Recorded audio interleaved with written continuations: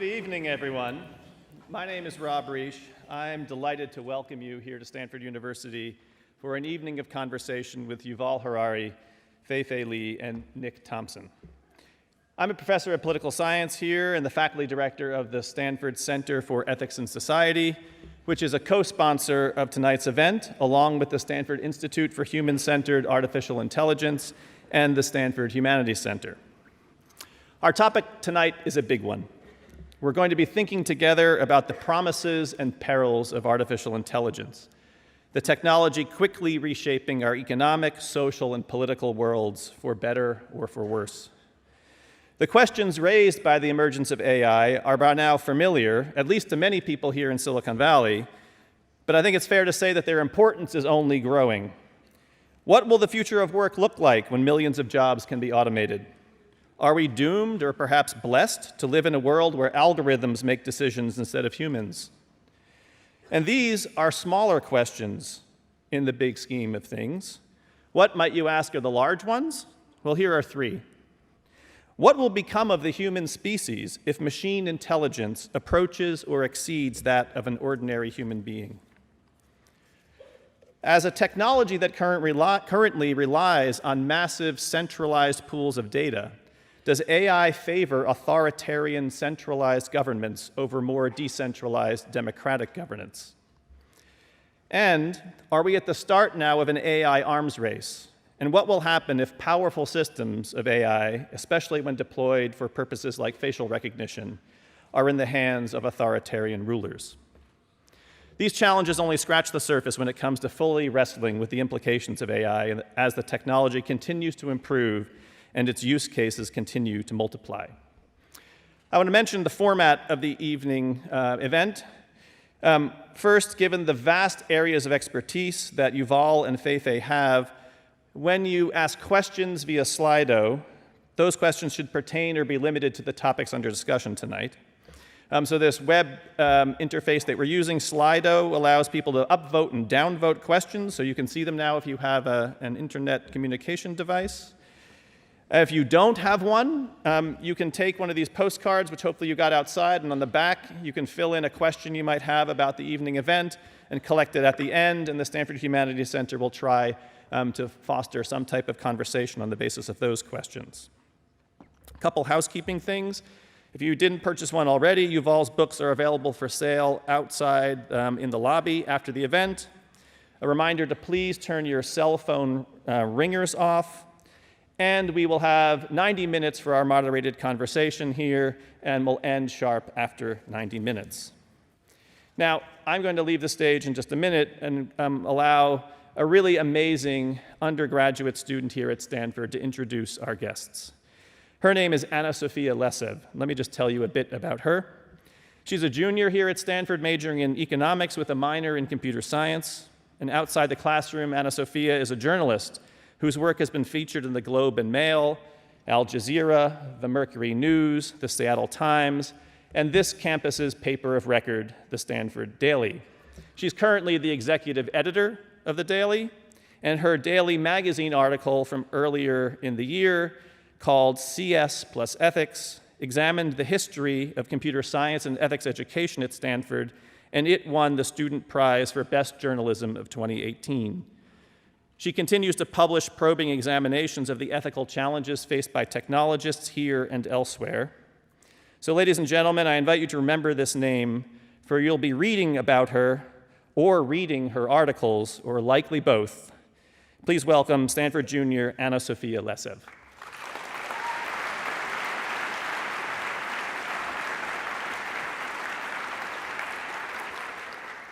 Thank you very much for the introduction, Rob. Well, it's my great honor now to introduce our three guests tonight, Yuval Noah Harari, Fei-Fei Li, and Nicholas Thompson. Professor Yuval Noah Harari is a historian, futurist, philosopher, and professor at Hebrew University. The world also knows him for authoring some of the most ambitious and influential books of our decade. Professor Harari's internationally best-selling books, which have sold millions of copies worldwide, have covered a dizzying array of subject matter, from narrativizing the entire history of the human race in Sapiens, to predicting the future awaiting humanity, and even coining a new faith called Dataism in Homo Deus. Professor Harari has become a beloved figure in Silicon Valley, whose readings are assigned in Stanford's classrooms, and whose name is whispered through the hallways of the comparative literature and computer science departments alike. His most recent book is 21 Lessons for the 21st Century, which focuses on the technological, social, political, and ecological challenges of the present moment. In this work, Harari cautions that as technological breakthroughs continue to accelerate, we will have less and less time to reflect upon the meaning and consequences of the changes they bring. And this urgency is what charges Professor Fei-Fei Li's work every day in her role as the co-director of Stanford's Human-Centered AI Institute.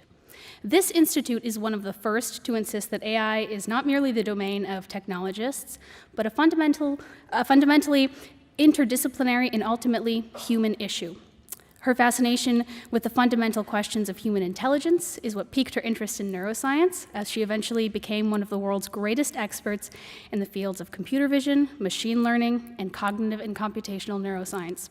She's published over 100 scientific articles in leading journals and has had research supported by the National Science Foundation, Microsoft, and the Sloan Foundation. From 2013 to 2018, Professor Fei-Fei Li served as the director of Stanford's AI Lab, and between January 2017 and September 2018, Professor Fei-Fei Li served as vice president at Google and chief scientist of AI and machine learning at Google Cloud. Nicholas Thompson is the editor-in-chief of Wired magazine, a position he's held since January 2017. Under Mr. Thompson's leadership, the topic of artificial intelligence has come to hold a special place at the magazine. Not only has Wired assigned more feature stories on AI than on any other subject, but it is the only specific topic with a full-time reporter assigned to it. It's no wonder, then, that Professors Harari and Li are no strangers to its pages. Mr. Thompson has led discussions with the world's leaders in technology and AI, including Mark Zuckerberg on Facebook and privacy, French President Emmanuel Macron on France's AI strategy, and Ray Kurzweil on the ethics and limits of AI. Mr. Thompson is a Stanford University graduate who earned his BA, double majoring in Earth Systems and Political Science, and impressively even completed a third degree in economics. Of course, I would be remiss if I did not mention that Mr. Thompson cut his journalistic teeth in the opinion section of the Stanford Daily. So, Nick, that makes both of us. Like all our guests today, I'm at once fascinated and worried by the challenges that artificial intelligence poses for our society. One of my goals at Stanford has been to write about and document the challenge of educating a generation of students whose lives and workplaces will eventually be transformed by AI. Most recently, I published an article called Complacent Valley with the Stanford Daily. In it, I critiqued our propensity to become overly comfortable with the technological and financial achievements that Silicon Valley has already reached, lest we become complacent and lose our ambition and momentum to tackle the greater challenges the world has in store. Answering the fundamental questions of what we should spend our time on, how we should live our lives, has become much more difficult, particularly on the doorstep of the AI revolution. I believe that the kind of crisis of agency that author J.D. Vance wrote of in Hillbilly Elegy, for example, is not confined to Appalachia or the deindustrialized Midwest, but is emerging even at elite institutions like Stanford. So conversations like ours this evening, hosting speakers that aim to recenter the individual at the heart of AI, will show us how to take responsibility in a moment when most decisions can seemingly be made for us by algorithms. There are no narratives to guide us through a future with AI, no ancient myths or stories that we may rely on to tell us what to do. At a time when humanity is facing its greatest challenge yet, somehow we cannot be more at a loss for ideas or direction. It's this momentous crossroads in human history that pulls me towards journalism and writing in the future, and it's why I'm so eager to hear our three guests discuss exactly such a future tonight. So please give me a very join me in giving them a very warm welcome this evening.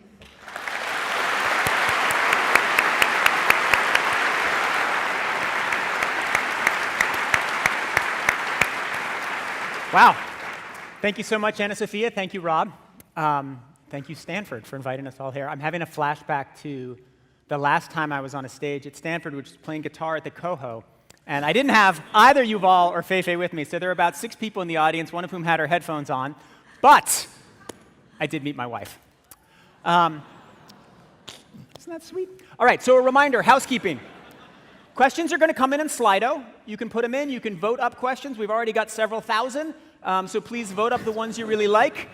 If someone can program an AI that can get a really devastating question in and stump Yuval, I will get you a free subscription to Wired. I want this conversation to kind of have three parts. First, lay out where we are.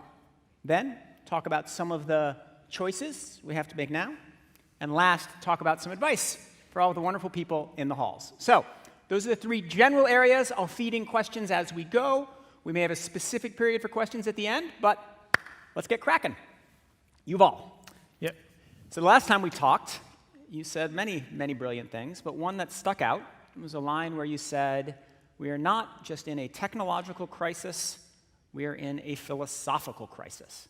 So, explain what you meant, explain how it ties to AI, and let's get going with a note of existential angst.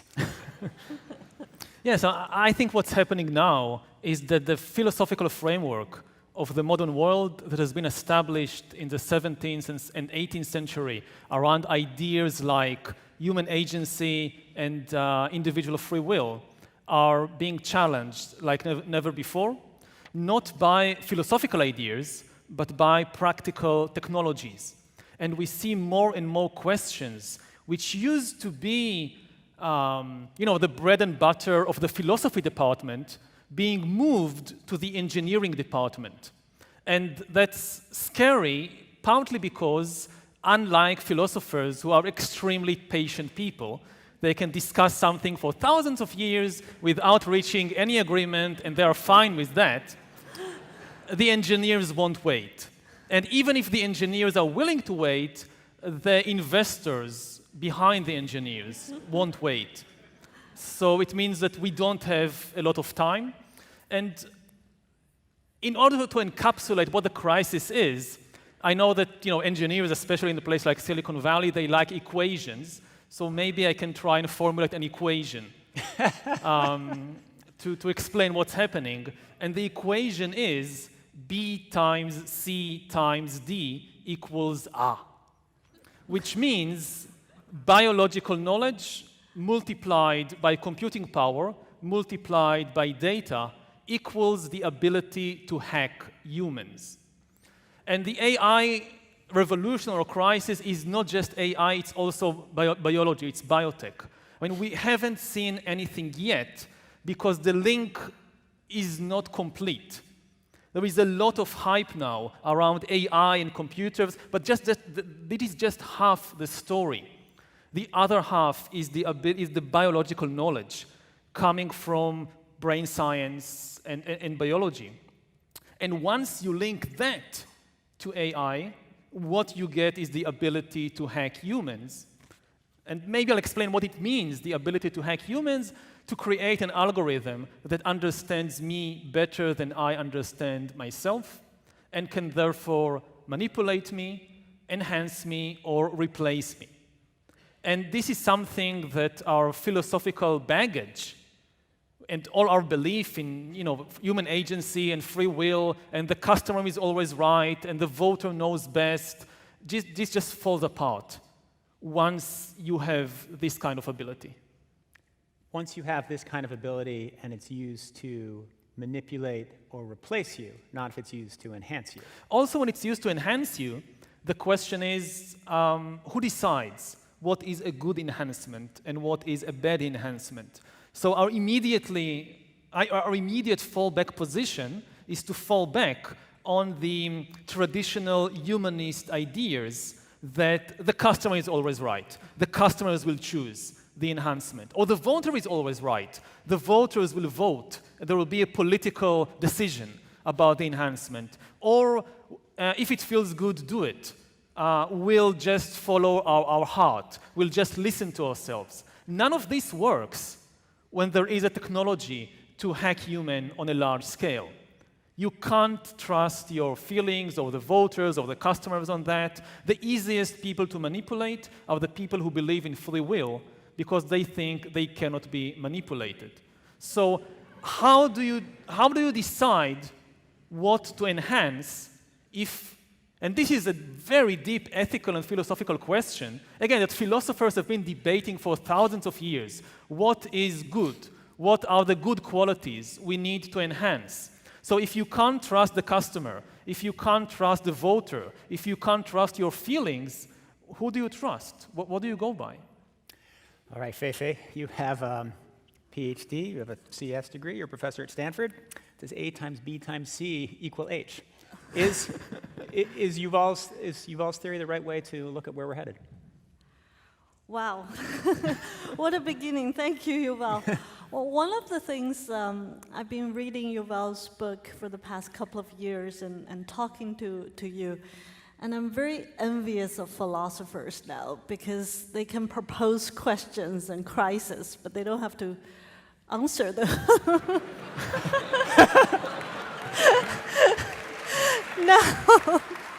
Now, as an engineer and scientist, I feel like we have to now solve the crisis. So honestly, I think I'm very thankful. I mean, personally, I've been reading your book for 2 years, and I'm very thankful that Yuval, among other people, but have opened up this really important question for us. And it's also quite a, when you said the AI crisis, and I was sitting there thinking, this is a field I loved and felt passionate about and researched for 20 years. And that was just a scientific curiosity of a young scientist entering PhD in AI. What happened that 20 years later it has become a crisis? And it actually speaks of the evolution of AI that got me where I am today and got my colleagues at Stanford where we are today with the human-centered AI, is that this is a transformative technology. It's a nascent technology. It's still a budding science compared to physics, chemistry, biology. But with the power of data, computing, and the kind of diverse impact AI is making, it is, like you said, is touching human lives and business in broad and deep ways. And responding to that kind of questions and crises that's facing humanity, I think one of the proposed solution, or if not solution, at least a try that Stanford is making an effort about is, can we reframe the education, the research, and the dialogue of AI and technology in general in a human-centered way? We're not necessarily going to find solution today, but can we involve the humanists, the philosophers, the historians, the political scientists, the economists, the ethicists, the legal scholars, the neuroscientists, the psychologists, and many more other disciplines into the study and development of AI in the next chapter, in the next phase? Don't be so certain we're not going to get an answer today. I've got two of the smartest people in the world glued to their chairs, and I've got Slido for 72 minutes, so let's give it a shot. But he said we have thousands of years. But let me go a little bit further in Yuval's question. So there are lots, or Yuval's opening statement, there are a lot of crises about AI that people talk about, right? They talk about AI becoming conscious, and what will that mean? They talk about job displacement. They talk about biases. And Yuval has very clearly laid out what he thinks is the most important one, which is the combination of biology plus computing plus data leading to hacking. So he's laid out a very specific concern. Is that specific concern what people who are thinking about AI should be focused on? So absolutely. So alien technology humanity has created, starting from fire, is a double-edged sword. So it can bring improvements to life and to work and to society, but it can bring the perils. And AI has the perils. You know, I wake up every day worry about the diversity, inclusion issue in AI. We worry about fairness or the lack of fairness, privacy, the labor market. So absolutely, we need to be concerned, and because of that, we need to expand the study, the research, and the development of policies and the dialogue of AI beyond just the the codes and the products into these human realms, into these societal issues. So I absolutely agree with you on that, that this is the moment to open the dialogue, to open the research in those issues. Okay. Even though I would just say that, again, part of my fear is the dialogue. I don't fear AI experts talking with philosophers. I'm fine with that. Historians, good. Literary critics, wonderful. I fear the moment you start talking with biologists. That's my biggest fear. When you and the biologists realize, hey, we actually have a common language, and we can do things together, and that's when the really scary things, I think, will begin. Can you elaborate on what is scaring you, that we talk to biologists? That's the moment when you can really hack human beings, not by collecting data about our search words, or our purchasing habits, or where do we go about town, but you can actually start peering inside and collect data directly from our hearts and from our brains.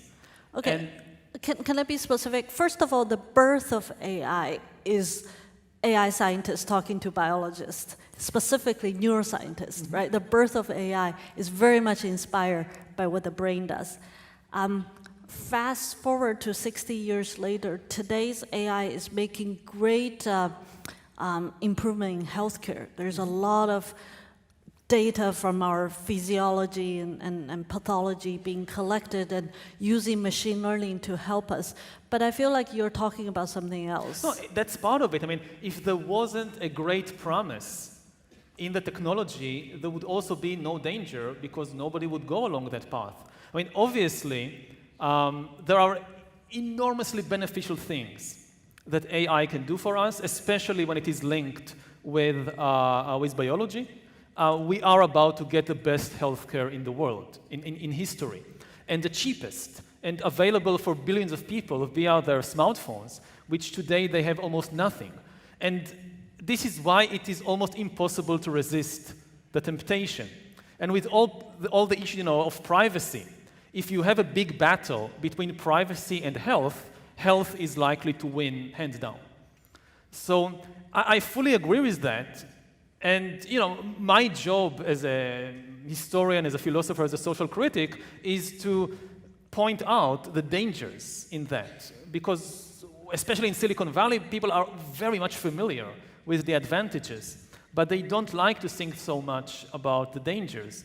And again, the big danger is what happens when you can hack the brain, and that can serve not just your healthcare provider, that can serve so many things from a crazy dictator to... Yeah. Let's focus on that, what it means to hack the brain. Like right now, in some ways, my brain is hacked, right? There's an allure of this device. It wants me to check it constantly. Like, my brain has been a little bit hacked. Yours hasn't because you meditate 2 hours a day, but mine has, and probably most of these people have. But what exactly is the future brain hacking going to be that it isn't today? Much more of the same, but on a much larger scale. I mean, the point when, for example, more and more of your personal decisions in life are being outsourced to an algorithm that is just so much better than you. So, we have two distinct dystopias that kind of mesh together. We have the dystopia of surveillance capitalism, in which there is no big brother dictator, but more and more of your decisions are being made by an algorithm. And it's not just decisions about what to eat or what to shop, but decisions like where to work and where to study and whom to date and whom to marry and whom to vote for. It's the same logic. And I would be curious to hear if you think that there is anything in humans which is by definition unhackable, that we can't reach a point when the algorithm can make that decision better than me. So that's one line of dystopia, which is a bit more familiar in this part of the world. And then you have the full-fledged dystopia of a totalitarian regime based on a total surveillance system, something like the totalitarian regimes that we have seen in the 20th century, but augmented with biometric sensors and the ability to basically track each and every individual 24 hours a day. And which in the days of, I don't know, Stalin or Hitler was absolutely impossible because they didn't have the technology, but maybe might be possible in 20 years, 30 years. So we can choose which dystopia to discuss, but they are very close. Let's choose the liberal democracy dystopia. Fei-Fei, do you want to answer Yuval's specific question, which is there something in dystopia A, liberal democracy dystopia, is there something endemic to humans that cannot be hacked? So when you asked me that question just 2 minutes ago, the first word that came to my mind is love. Is love hackable? Ask Tinder, I don't know. Dating! It depends. Dating is not the entirety of love, I hope. But the question is, which kind of love are you referring to? If you are referring to this, I don't know, Greek philosophical love or the loving kindness of Buddhism, that's one question, which I think is much more complicated. If you are referring to the biological mammalian courtship rituals, and then I think, yes, I mean, why not? But why is it different from anything else that is happening in the body? But humans are humans because there's some part of us that are beyond the mammalian courtship, right? So is that part hackable? That's the question. I mean, in most science fiction books and movies, they give your answer. When the extraterrestrial evil robots are about to conquer planet Earth and nothing can resist them, resistance is futile, at the very last moment, it's just humans win because the robots don't understand love. Last moment is one heroic white dude that saves us.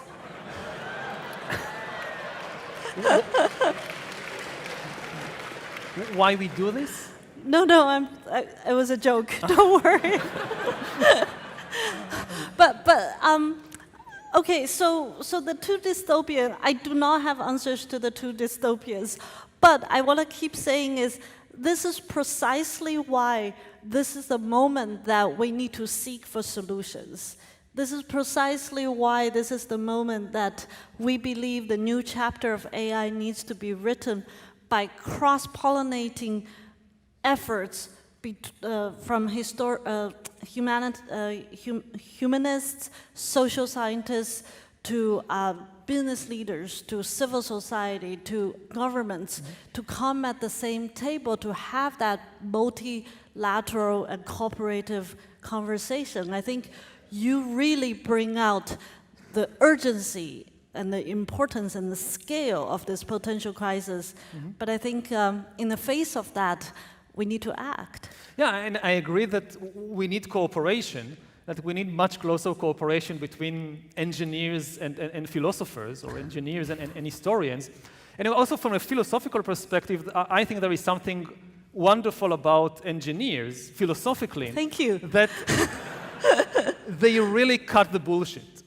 I mean, philosophers can talk and talk, in cloudy and flowery metaphors, and then the engineers can really focus the question. Like I just had a discussion the other day with an engineer from Google about this, and that he said, okay, I know how to maximize people's time on the website. If somebody comes to me and tells me, look, your job is to maximize time on this application, I know how to do it because I know how to measure it.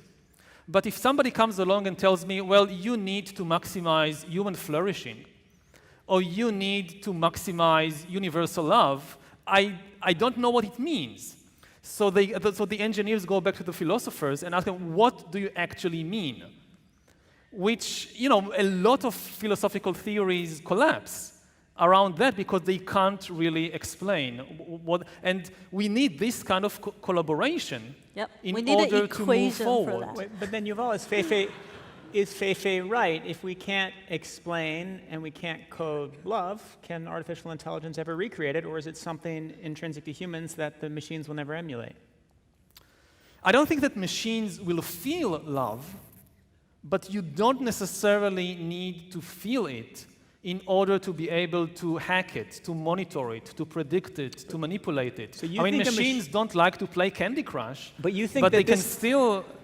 this device, in some future where it's infinitely more powerful than it is right now, could make me fall in love with somebody in the audience? That goes to the question of consciousness and mind. I go don't there. think that we have the understanding of what consciousness is to answer the question whether a non-organic consciousness is possible or is not possible. I think we just don't know. But again, the bar for hacking humans is much lower. The machines don't need to have consciousness of their own in order to predict our choices and manipulate our choices. They just need to, I mean, if you accept that something like love is, in the end, a biological process in the body, if you think that AI can provide us with wonderful healthcare by being able to monitor and predict something like the flu or something like cancer, what's the essential difference between flu and love? In the sense of is this biological and this is something else, which is so separated from the biological reality of the body that even if we have a machine that is capable of monitoring and predicting flu, it still lacks something essential in order to do the same thing with love. Fei-Fei? So I want to make two comments, and this is where my engineering, personality is speaking. We're making two very important assumptions in this part of the conversation. One is that AI is so omnipotent that it's achieved to a state that it's beyond predicting anything physical. It's got into the consciousness level. It got into even the ultimate, the love level of capability. And I do want to make sure that we recognize that we're very, very, very far from that. This technology is still very nascent. Part of the concern I have about today's AI is that super hyping of its capabilities. So I'm not saying that that's not a valid question, but I think that part of this conversation is built upon that assumption that this technology has become that powerful, and I don't even know how many decades we are from that.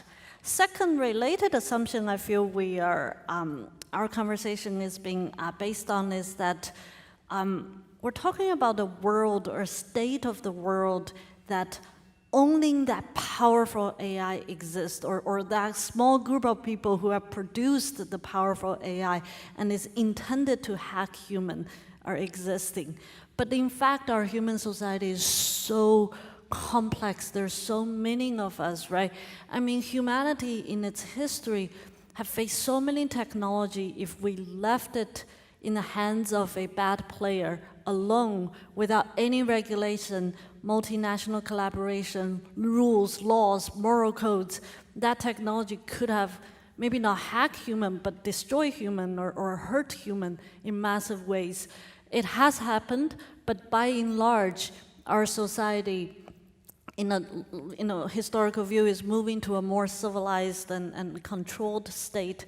So I think it's important to look at that greater society and bringing other players and people into this dialogue, so we don't talk like there's only this omnipotent AI, deciding it's gonna hack everything to the end. And that brings to your topic that in addition of hacking human at that level that you're talking about, there are some very immediate concerns already: diversity, privacy, labor, legal changes, international geopolitics.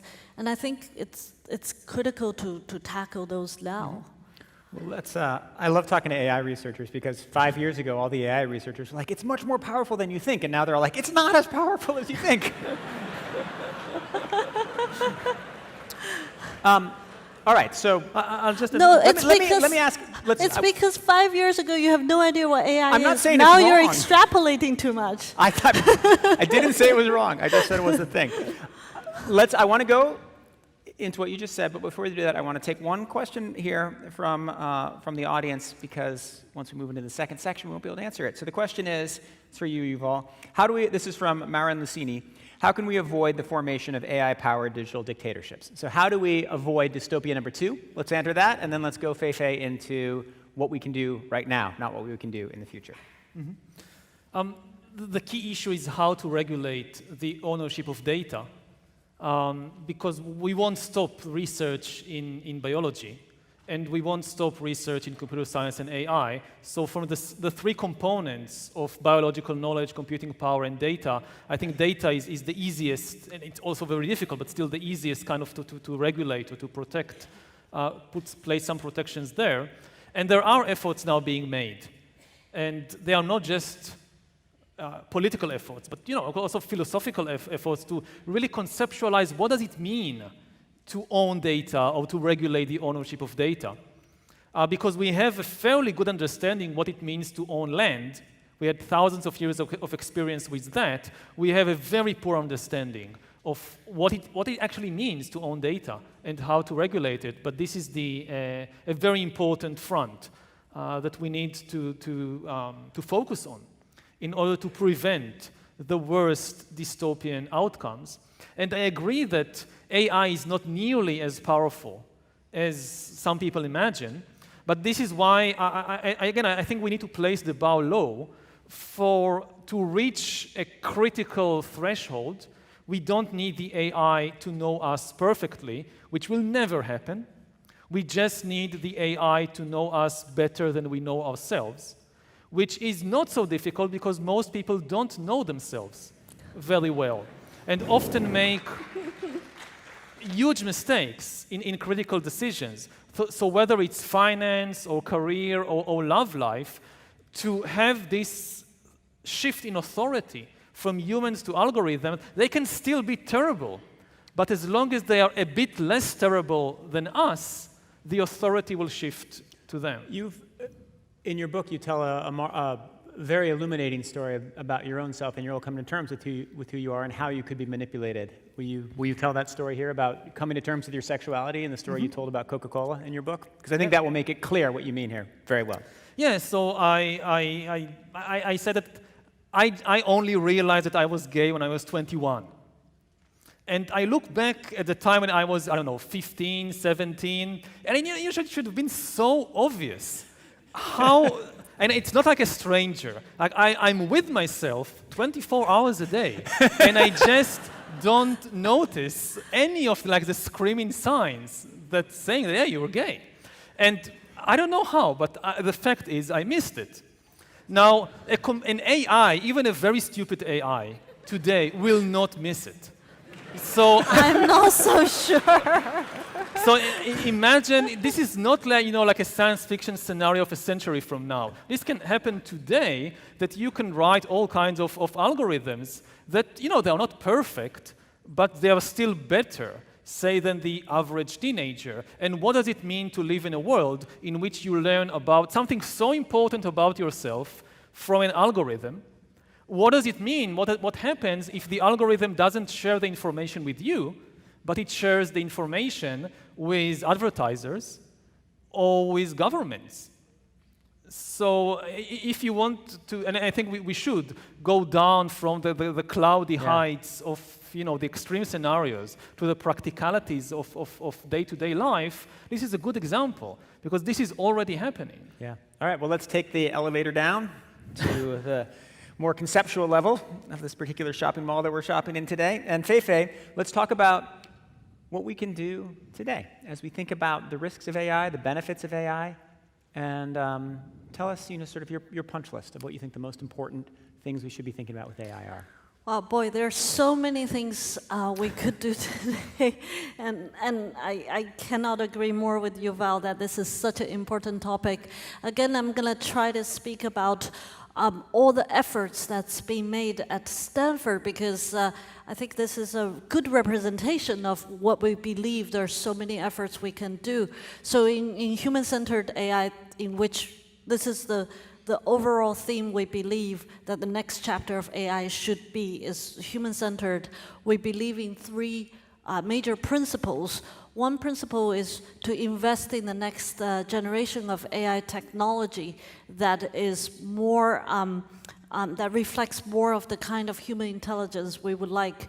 I was just thinking about your comment about AI's dependence on data and how that the policy and governance of data should emerge in order to regulate and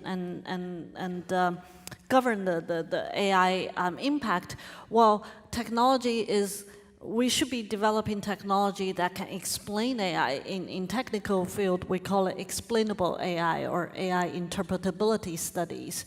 We should be focusing on technology that have the more nuanced understanding of human intelligence. We should be investing in the development of less data-dependent AI technology that will take into considerations of intuition, knowledge, creativity, and other forms of human intelligence. So that kind of human intelligence-inspired AI is one of our principles. The second principle is to, again, welcome in the kind of multidisciplinary study of AI, cross-pollinating with economics, with ethics, with law, with philosophy, with history, cognitive science, and so on, because there is so much more we need to understand in terms of AI's social, human, anthropological, ethical impact. And we cannot possibly do this alone as technologists. Some of us shouldn't even be doing this. It's the ethicists, philosophers should participate and work with us on these issues. So that's the second principle. And the third principle, and within this, we work with policymakers. We convene the kind of dialogues of multilateral stakeholders. Then the third, last but not the least, I think, Nick, you said that at the very beginning of this conversation, that we need to promote the human enhancing and collaborative and augmentative aspect of this technology. You have a point. Even there, it can become manipulative. But we need to start with that sense of alertness, understanding, but still promote that kind of benevolent applications and design of this technology. At least these are the three principles that Stanford's Human-Centered AI Institute is based on. And I just feel very proud. Within a short few months of the birth of this institute, there are more than 200 faculty involved on this campus in this kind of research dialogue, study, education, and that number is still growing. Wow. Well, of those three principles, let's start digging into them. So let's go to number one, explainability, because this is a really interesting debate in artificial intelligence. So there are some practitioners who say you should have algorithms that can explain what they did and the choices they made, which sounds eminently sensible. But how do you do that? I make all kinds of decisions that I can't entirely explain, like why did I hire this person, not that person? And I can tell a story about why I did it, but I don't know for sure. Like, we don't know ourselves well enough to always be able to truthfully and fully explain what we did. How can we expect a computer using AI to do that? And if we demand that here in the West, then there are other parts of the world that don't demand that, who may be able to move faster. So why don't I ask you the first part of that question, Yuval, the second part of that question. So the first part is, can we actually get explainability if it's super hard, even within ourselves? Well, it's pretty hard for me to multiply 2 digits, but computers can do that. Yeah. So the fact that something is hard for humans doesn't mean we shouldn't try to get the machines to do it, especially after all, these algorithms are based on very simple mathematical logic. Granted, we're dealing with neural networks these days of millions of nodes and billions of connections, so explainability is actually tough. It's an ongoing research. But I think this is such a fertile ground, and it's so critical when it comes to healthcare decisions, financial decisions, legal decisions. There's so many scenarios where this technology can be potentially positively useful, but with that kind of explainable capability. So we've got to try it. And I'm pretty confident with a lot of smart minds out there, this is a crackable thing. And Got on 200 top of professors that, on it. right, not all of them doing AI algorithms. On top of that, I think you have a point that if we have technology that can explain the decision-making process of algorithms, it makes it harder for it to manipulate and cheat.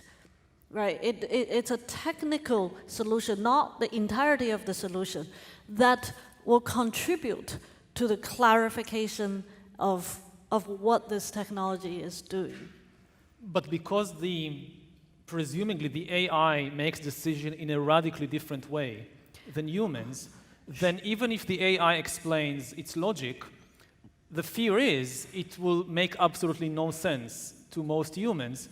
Most humans, when they are asked to explain a decision, they tell a story in a narrative form, which may or may not reflect what is actually happening within them. In many cases, it doesn't reflect. It's just a made-up rationalization and not the real thing. Now, an AI could be much better than a human in telling me, like, I applied to the bank for a loan, and the bank says no, and I ask why not, and the bank says, okay, we'll ask our AI. And the AI gives this extremely long statistical analysis based not on one or two salient features of my life, but on 2,517 different data points, which it took into account and gave different weights. And why did you give this weight, and why did you give, oh, there is another book about that. And most of the data points are would seem to a human completely irrelevant. You applied for a loan on Monday and not on Wednesday. And the AI discovered that for whatever reason, it's after the weekend, whatever, people who apply for loans on a Monday are 0.075% less likely to repay the loan. So it goes into the equation. And I get this book of the real explanation. Finally, I get a real explanation. It's not like sitting with a human banker that just bullshits me. And so are you rooting for AI? Are you saying AI is good in this case? In many cases, yes. I mean, I think in many cases, I mean, it's two sides of the coin. I think that in many ways, the AI in this scenario will be an improvement over the human banker because, for example, you can really know what the decision is based on, presumably, right, so but it's based on something that I, as a human being, just cannot grasp. I know how to deal with simple narrative stories. I didn't give you a loan because you're gay, that's not good, or because you didn't repay any of your previous loans. Okay, I can understand that. But my mind doesn't know what to do with the real explanation that the AI will give, which is just this crazy statistical thing, which says okay, nothing so there to are me. two layers to your comment. One is how do you trust and be able to comprehend AI's explanation. Second is actually, can AI be used to make humans more trustable or be more trustable than humans? On the first point, I agree with you. If AI gives you 2,000 dimensions of potential features with probability, it's not human understandable. But the entire history of science in human civilization is to be able to communicate the result of science in better and better ways, right? Like I just had my annual physical and a whole bunch of numbers came to my cell phone. Well, first of all, my doctors the expert can help me to explain these numbers. Now even Wikipedia can help me to explain some of these numbers. But the technological improvements of explaining these will improve. It's our failure as AI technologists if we just throw 200 or 2,000 dimensions of probability numbers at you. But this is this is the explanation, and I think that the point you raise is very important, but I see it differently. I think science is getting worse and worse in explaining its theories and findings to the general public, which is the reason for things like doubting climate change and so forth. And it's not really even the fault of the scientists, because the science is just getting more and more complicated, and reality is extremely complicated, and the human mind wasn't adapted to understanding the dynamics of climate change or the real reasons for refusing to give somebody a loan. So that's the point when you have an again, let's put aside the whole question of manipulation and how can I trust. Let's assume the AI is benign, and let's assume it makes that there are no hidden biases. Everything is okay. But still, I can't understand that's the why decisions Nick, of the AI. People like Nick, the storytellers, has to explain. What I'm saying, you're right. It's very complex. But there are people like I'm going to lose my job to computer like next week, but I'm happy to have your confidence with me. Yeah. But it's the job of the society collectively to explain the complex science. I'm not saying we're doing a great job at all, but I'm saying there's hope if we try. But my fear is that we just really can't do it because the human mind is not built for dealing with these kinds of explanations and technologies. And it's true for, it's true for the individual customer who goes to the bank and the bank refuses to give them a loan. And it can even be on the level, how many people today on Earth understand the financial system? How many presidents and prime ministers understand the financial system? In this country, it's 0. So what does it mean to live in a society where the people who are supposed to be running the business, and again, it's not the fault of a particular politician. It's just the financial system has become so complicated. And I don't think that economists are trying on purpose to hide something for the general public. It's just extremely complicated. You had some of the wisest people in the world going to the finance industry and creating these enormously complex models and tools, which objectively you just can't explain it to most people unless, first of all, they study economics and mathematics for 10 years or whatever.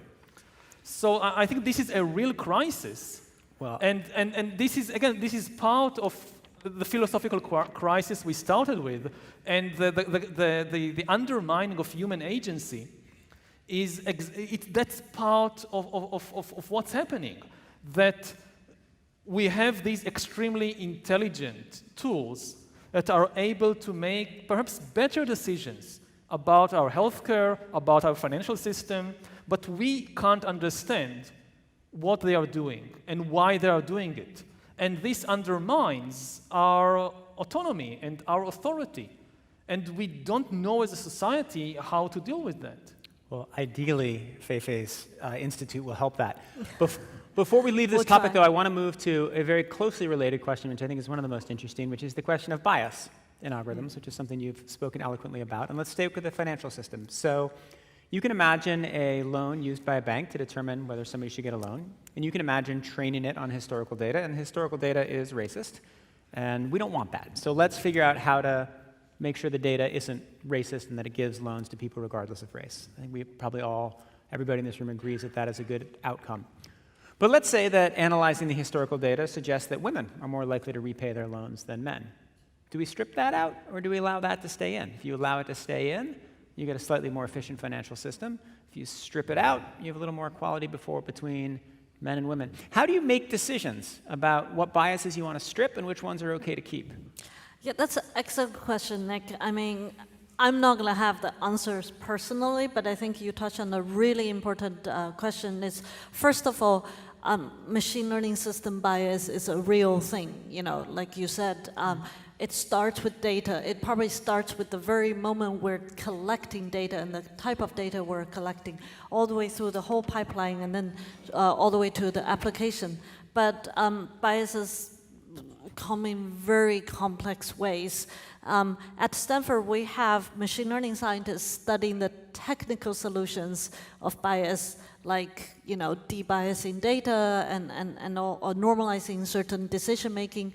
But we also have humanists debating about what is bias, what is fairness, when is bias good, when is bias bad. So I think you just opened up a perfect topic for research and debate and conversation in this topic.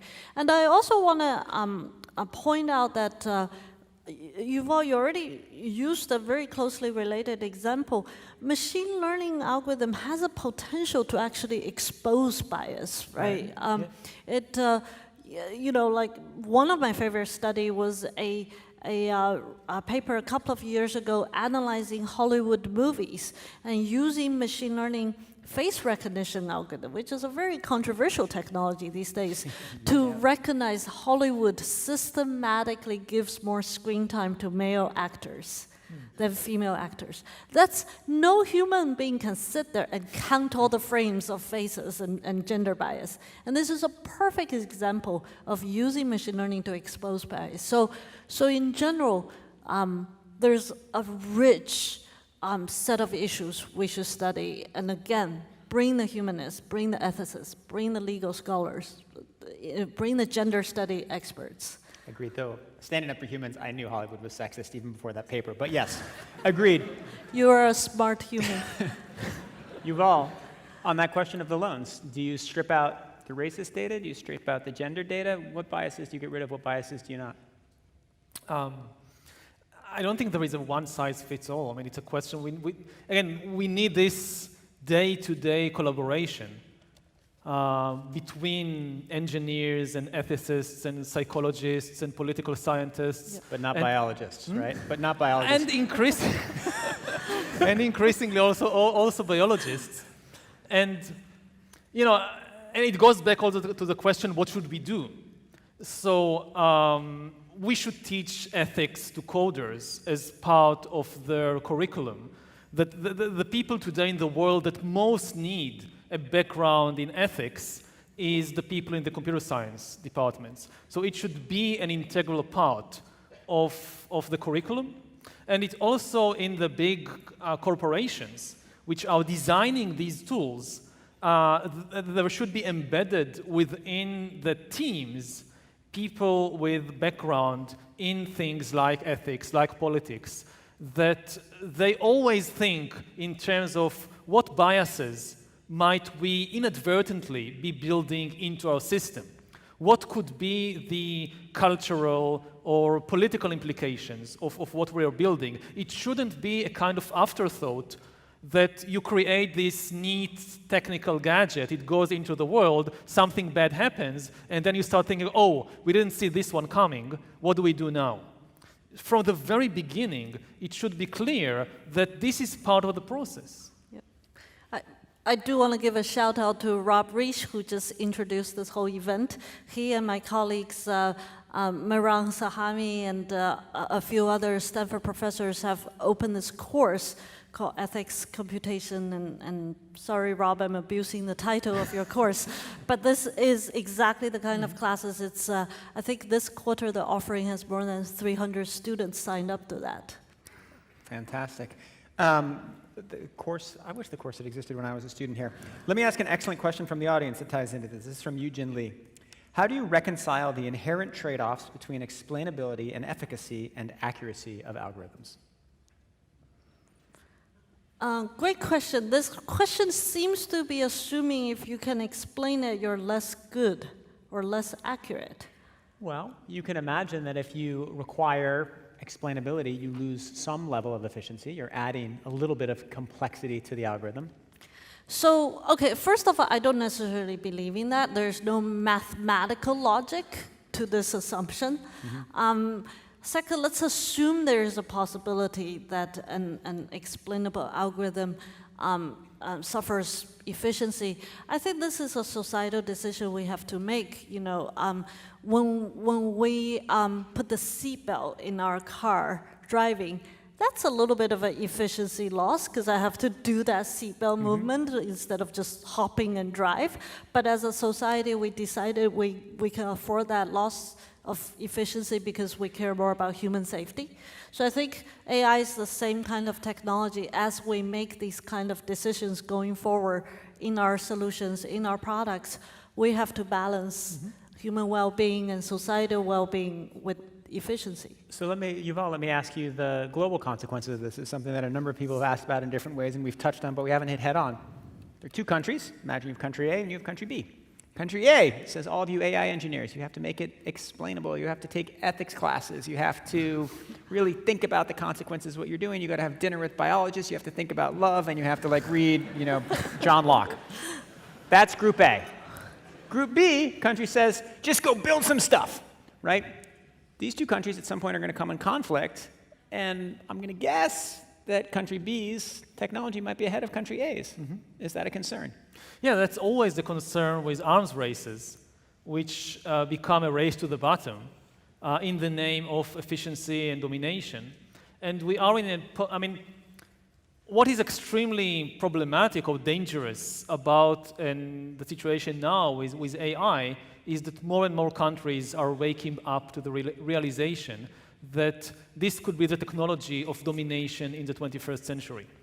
So you're not talking about just any economic competition between the different textile industries, or even between different oil industries. Like one country decides we don't care about the environment at all, we'll just go full gas ahead, and the other country is much more environmentally aware. The situation with AI is potentially much worse, because it could be really the technology of domination in the 21st century, and those left behind could be dominated, exploited, conquered by those who forge ahead. So nobody wants to stay behind. And I think the only way to prevent this kind of catastrophic arms race to the bottom is greater global cooperation around AI. Now, this sounds utopian because we are now moving in exactly the opposite direction of more and more rivalry and competition. But this is part of, I think, of our job, like with the nuclear arms race, to make people in different countries realize that this is an arms race that whoever wins, humanity loses. And it's the same with AI. If AI becomes an arms race, then this is extremely bad news for all humans. And and it's easy for, say, people in the US to say, we are the good guys in this race, you should be cheering for us. But this is becoming more and more difficult in a situation when the motto of the day is America first. How can we trust the USA to be the leader in AI technology if ultimately it will serve only American interests and American economic and political domination? So it's really, I think most people, when they think arms race in AI, they think USA versus China. But there are almost 200 other countries in the world. And most of them are far, far behind. And when they look at what is happening, they are increasingly terrified, and for a very good reason. The historical example you've made is a little unsettling. If I heard your answer correctly, it's that we need global cooperation, and if we don't, we're going to lead to an arms race. In the actual nuclear arms race, we tried for global cooperation from, I don't know, roughly 1945 to 1950, and then we gave up. And then we said, we're going full throttle in the United States, and then why did the Cold War end the way it did? Who knows, but one argument would be that the United States, buildup and its relentless buildup of nuclear weapons helped to keep the peace until the Soviet Union collapsed. So if that is the parallel, then what might happen here is we'll try for global cooperation in 2019, 2020, 2021, and then we'll be off in an arms race. A, is that likely? And B, if it is, would you say, well, then the US needs to really move full throttle in AI because it would be better for the liberal democracies to have artificial intelligence than totalitarian states? Well, I'm afraid it is very likely that cooperation will break down, and we will find ourselves in an extreme version of an arms race. And in a way, it's worse than the nuclear arms race, because with nukes, at least until today, countries develop them but never use them. AI will be used all the time. It's not something you have on the shelf for some doomsday war. it will be used all the time to create potentially total surveillance regimes and extreme totalitarian systems in one way or the other. And so from this perspective, I think the danger is far greater. You could say that the nuclear arms race actually saved democracy and the free market and, rock and roll and Woodstock and then the hippies, and they all owe a huge debt to nuclear weapons. Because if nuclear weapons weren't invented, there would have been a conventional arms race and conventional military buildup between the Soviet bloc and the American bloc. And that would have meant total mobilization of society. If the Soviets are having total mobilization, the only way the Americans can compete is to do the same. Now, what actually happened was that you had an extreme totalitarian mobilized society in the communist bloc, but thanks to nuclear weapons, you didn't have to do it in the United States or in Western Germany or in France because you relied on nukes. You don't need millions of conscripts in the army. And with AI, it's going to be just the opposite. That the technology will not only be developed, it will be used all the time.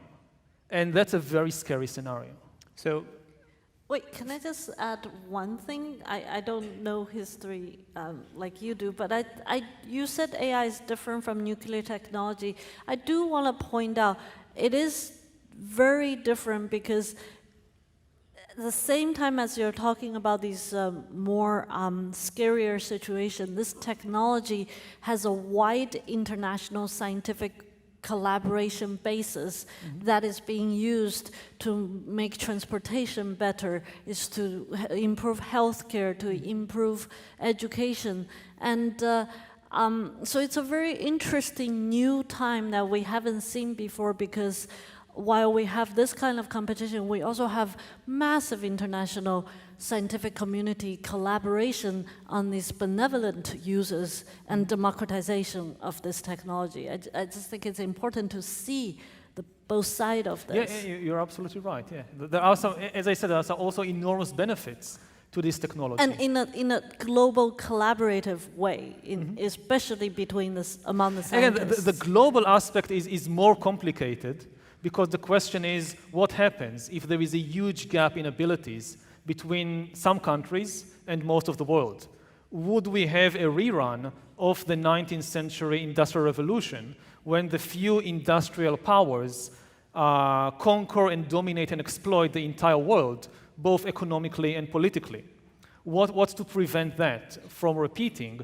So even in terms of, without this scary war scenario, we might still find ourselves with a global exploitation regime in which the benefits, most of the benefits, go to a small number of countries at the expense of everybody else. Have you heard of archive.org? Archive.org?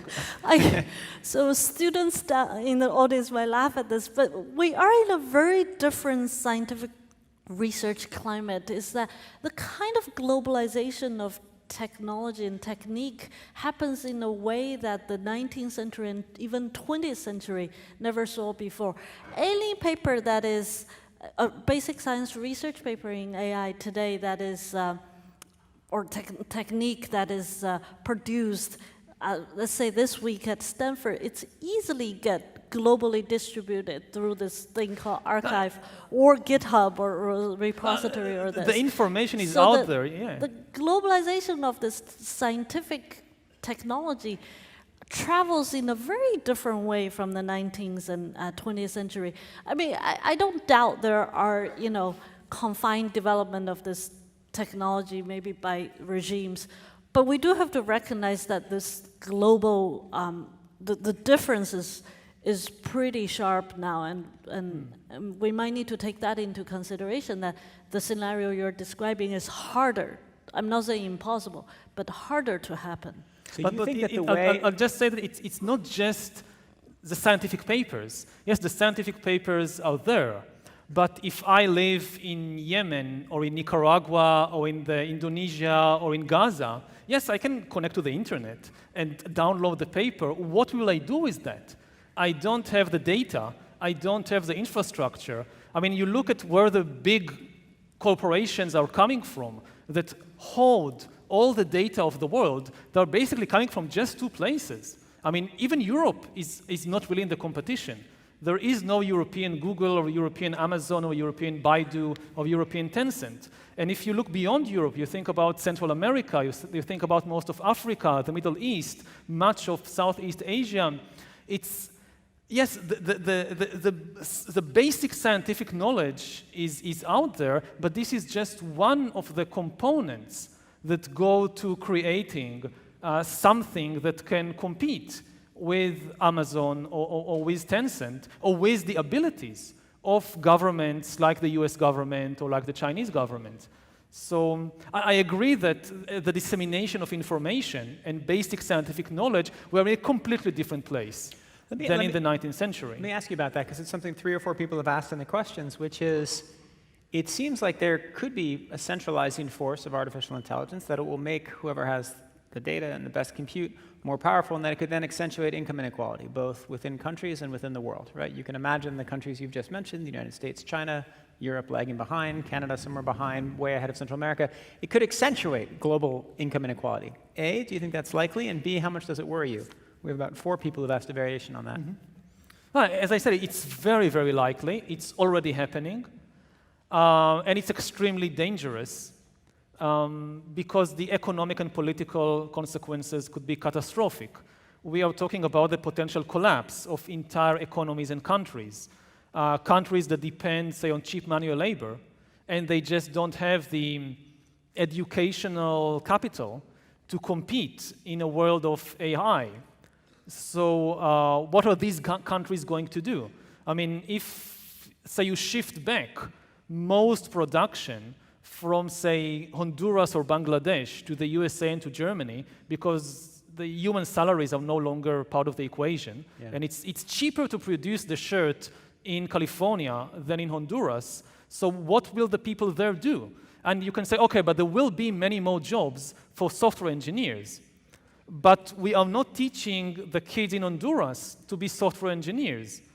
So maybe a few of them could somehow immigrate to the US, but most of them won't. And what will they do?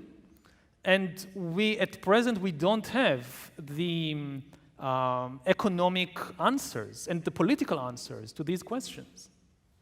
Fei-Fei, you want to jump in? I think that's fair enough. I think Yuval definitely has laid out some of the critical pitfalls and of this, and that's why we need more people to be studying and thinking about this. One of the things we over and over noticed, even in this process of building the community of human-centered AI and also talking to people both internally and externally, is that there are opportunities for business around the world and governments around the world to I think about their data and AI strategy. There are still many opportunities for outside of the big players in terms of companies and countries to really come to the realization it's an important moment for their country, for their region, for their business to transform into this digital age. And I think when you talk about these potential dangers and lack of data in parts of the world that hasn't really caught up with this digital transformation, the moment is now, and we hope to raise that kind of awareness and encourage that kind of transformation. Yeah, I mean, I think it's very urgent. I mean, what we are seeing at the moment is, on the one hand, what you could call some kind of data colonization.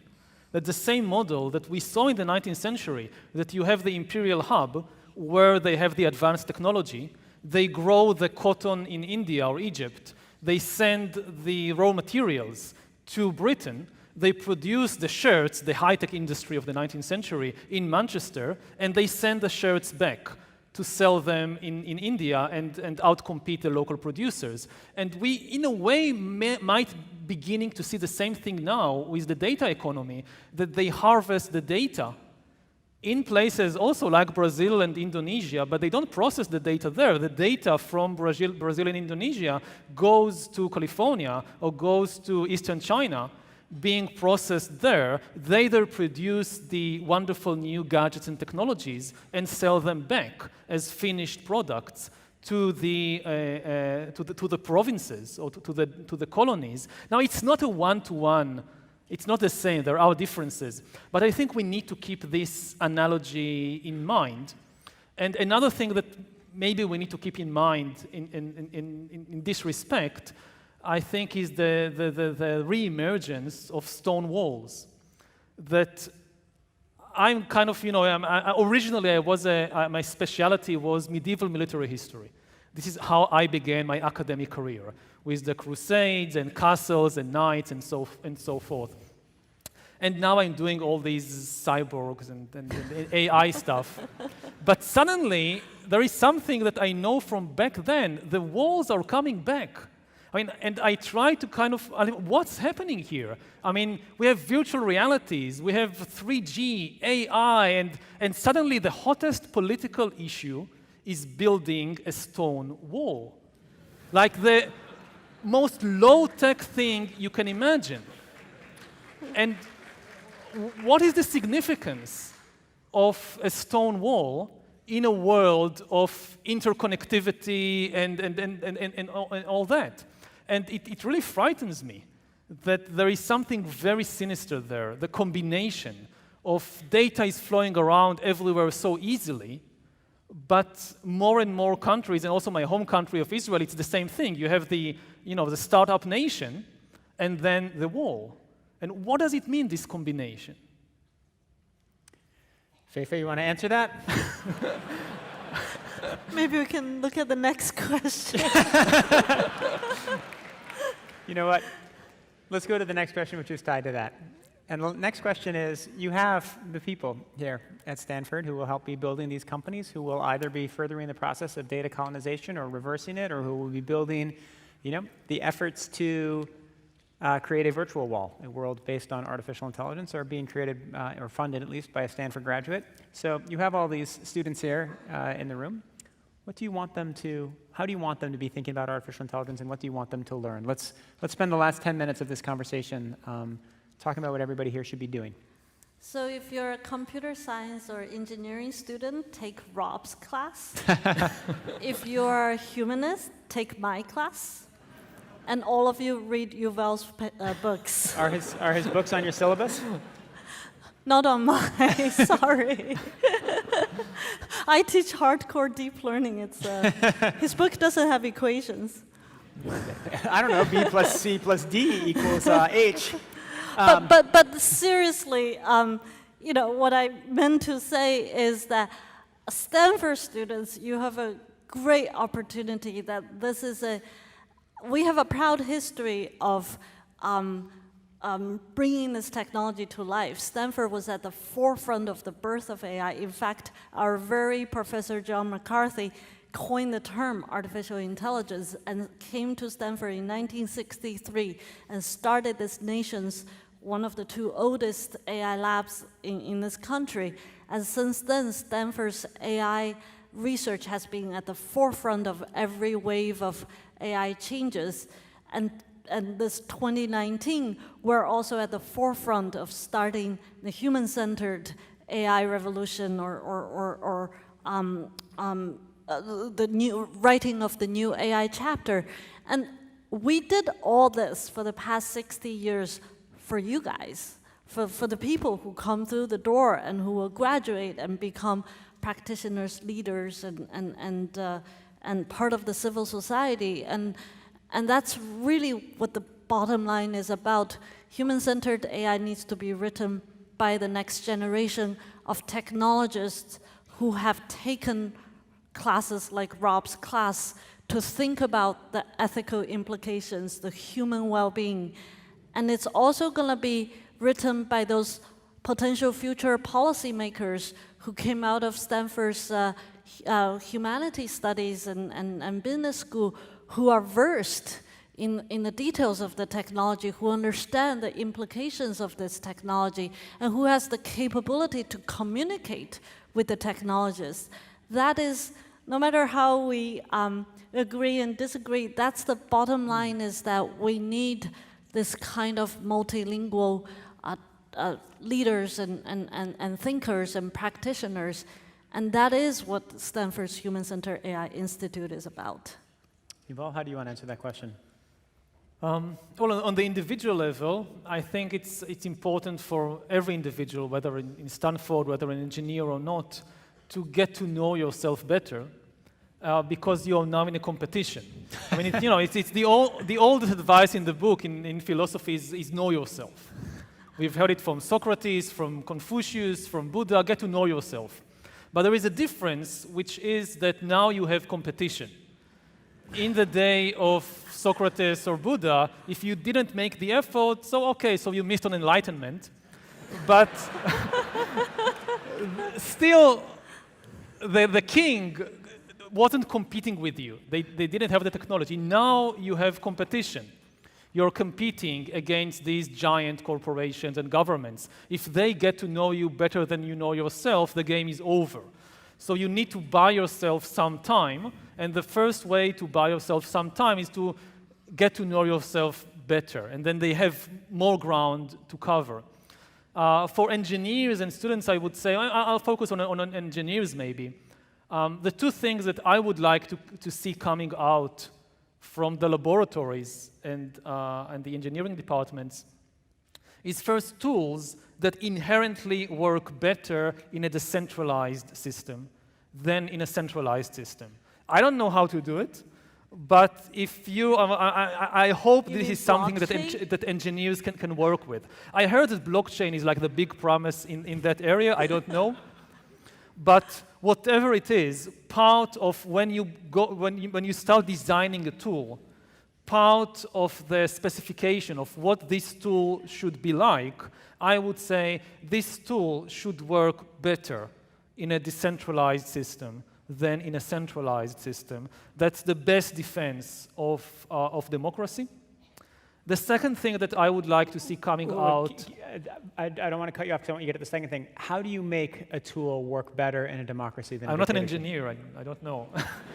Okay.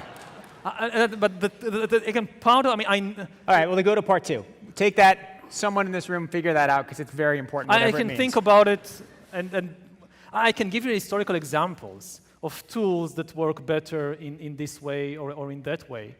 But I don't know how to translate it into present-day technological terms. Go to part two, because I got a few more questions to ask from the audience. Okay, so the other thing that I would like to see coming is an AI sidekick that serves me and not some corporation or government. So to take all, I mean, we can't stop the progress of this kind of technology, but I would like to see it serving me. So yes, it can hack me, but it hacks me in order to protect me. Like my computer has an antivirus, but my brain hasn't. It has a biological antivirus against the flu or whatever, but not against hackers and trolls and so forth. So one project to work on is to create an AI sidekick, which I paid for, maybe a lot of money, and it belongs to me. And it follows me, and it monitors me and what I do and my interactions. But everything it learns in order to protect me from manipulation by other AIs, by other outside influencers. So this is something that I think, with the present-day technology, I would like to see more effort in that direction.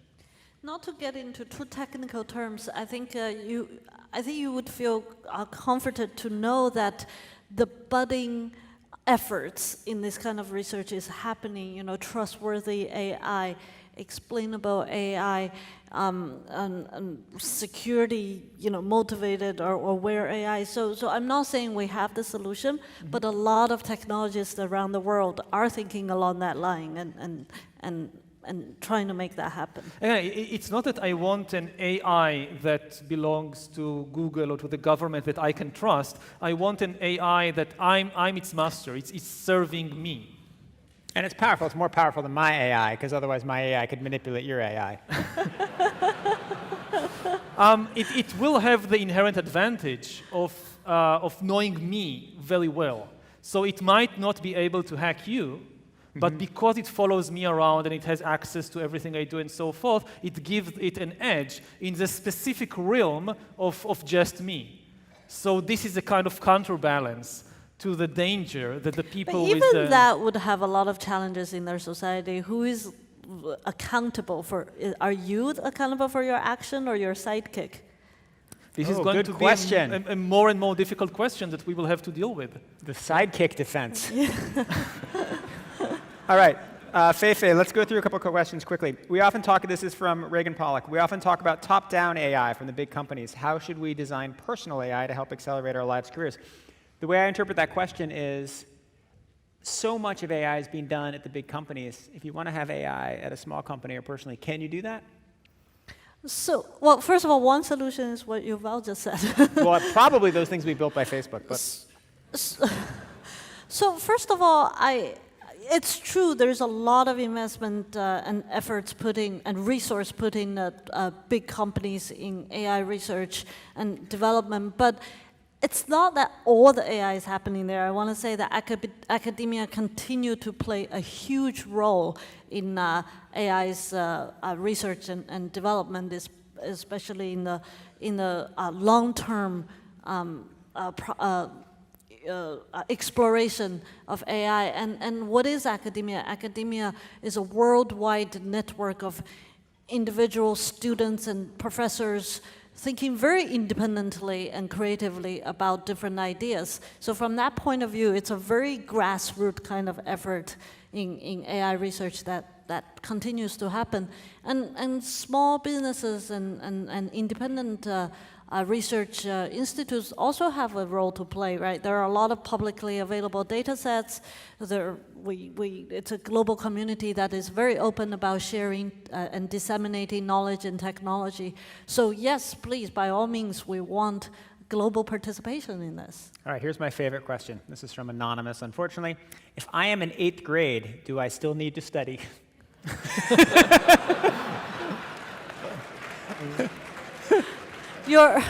As a mom, I will tell you yes.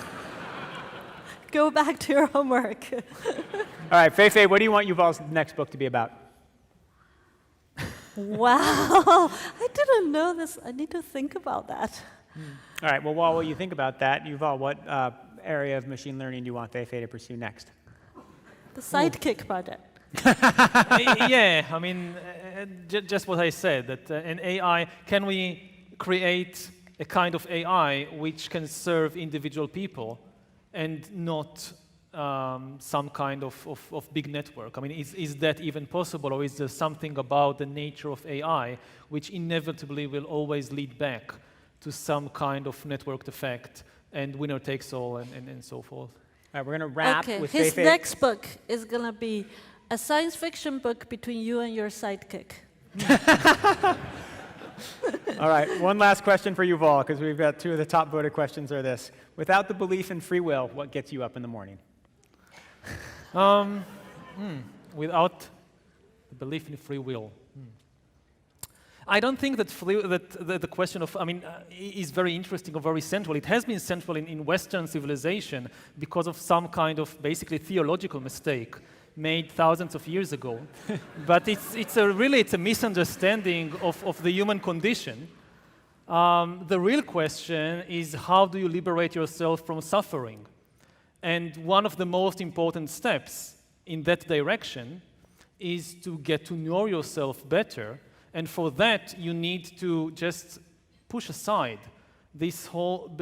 for me, the biggest problem with the belief in free will is that it makes people incurious about themselves and about what is really happening inside themselves. Because they basically say, I know everything. I know why I make decisions. This is my free will. And they identify with whatever thought or emotion pops up in their mind because, hey, this is my free will. And this makes them very incurious about what is really happening inside and what is also the deep sources of the misery and in their lives. And so this is what makes me wake up in the morning, to try and understand myself better, to try and understand the human condition better. And free will is just irrelevant for that. And if we lose it, your sidekick can get you up in the morning. Fei-Fei, 75 minutes ago, you said we weren't going to reach any conclusions. Do you think we got somewhere? Well, we opened a dialogue between a humanist and a technologist, and I want to see more of that. Great. All right. Thank you so much. Thank you, Fei-Fei. Thank you, Yuval Noah Harari. It's wonderful to be here. Thank you to the audience.